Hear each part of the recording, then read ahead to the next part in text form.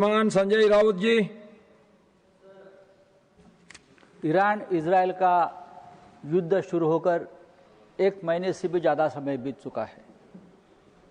इस युद्ध की वजह से पूरे विश्व में बहुत सी समस्याएं पैदा हो गई है। पूरे देश में नहीं तो पूरे विश्व की बात मैं करता हूँ। एलपीजी सिलेंडर का संकट है, ईंधन का शॉर्टेज का संकट है पूरे विश्व में। लेकिन आज भारत के आसमान पर गिद्धड़ की तरह फड़फड़ाते हुए एक संकट की तरफ मैं आपका ध्यान आकर्षित करना चाहता हूं। भारत पर युद्ध के मिसाइल या बम नहीं गिर रहे, ये ठीक है, लेकिन ईरान पर फैले हुए जो काले बादल हैं, ब्लैक डार्क क्लाउड्स है, वो हमारे लिए बम के बराबर खतरनाक साबित होने वाले हैं। ये काले बादल भारत की सुरक्षा, स्वास्थ्य, अर्थव्यवस्था के लिए खतरनाक बन सकते हैं।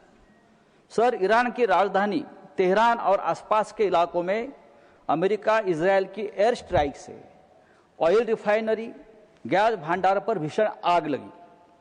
उससे जो काला धुआं आसमान में उठ रहा है, ये धुआं जहरीला है। सल्फर, नाइट्रोजन ऑक्साइड और अन्य केमिकल से भरा हुआ है। तेहरान के लोग सांस लेने में असमर्थ है। काली बारिश यानी ब्लैक रेन कुछ जगह पर बरस रही है और ये जहर की तरह है। WHO ने भी चेतावनी दी है कि यह स्वास्थ्य के लिए घातक है। ये सब ईरान की समस्या नहीं है। जो ग्लोबल वार्मिंग है उसका रूप जो है, ये जहरीली प्रदूषण भारत में भी फैल सकता है।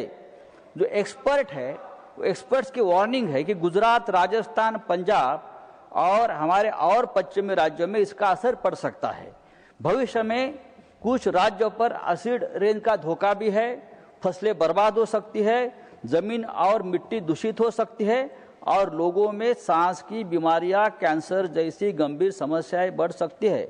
चेयरमैन सर, मध्य पूर्व में चल रहा युद्ध अब सिर्फ क्षेत्रीय नहीं रहा, यह वैश्विक पर्यावरण और स्वास्थ्य संकट बन चुका है। भारत जैसे देश पहले से ही आर्थिक झटके झेल रहा है, लेकिन अब इस संकट से स्वास्थ्य का भी सवाल बन गया है। मैं सरकार से मांग करता हूं, तुरंत एक एनवायरनमेंट एक्सपर्ट्स की टीम बनाकर इस प्रदूषण को भारत पर संभावित प्रभाव का आकलन करना चाहिए। पश्चिमी राज्यों में एयर क्वालिटी मॉनिटरिंग बढ़ानी चाहिए, अलर्ट सिस्टम तैयार रखना चाहिए और अंतर्राष्ट्रीय मंच पर इस एनवायरनमेंट आपदा के खिलाफ आवाज उठाना चाहिए ताकि युद्ध जल्द समाप्त हो। ये काले बादल सिर्फ तेहरान के लिए नहीं, पूरी मानवता के लिए खतरा है और अभी हमें जागना होगा, अन्यथा कल बहुत देर हो जाएगी। धन्यवाद। डॉक्टर भरमर जसवंत सिंह सालम सिंह जी।